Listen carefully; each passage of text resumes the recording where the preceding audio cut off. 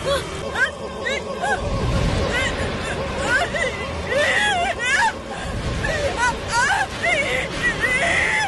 Scene మనందరికీ తెలుసు, కానీ ఇలా మీ ముందు ఎవరికన్నా పక్షవాతం లేదా స్ట్రోక్ వస్తే ఏం చేయాలి?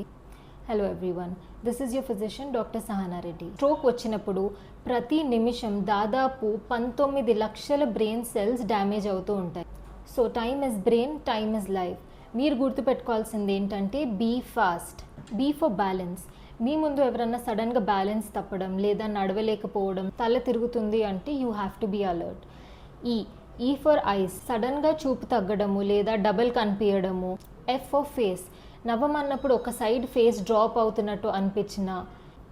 ఏ ఫర్ ఆర్మ్స్, 2 చేతుల్ని పైకి ఎత్తమని చెప్పినప్పుడు ఒక చేయి కిందికి పడిపోవడము లేదా ఏదైనా ఒక చేయిలో బలహీనంగా అనిపించినప్పుడు.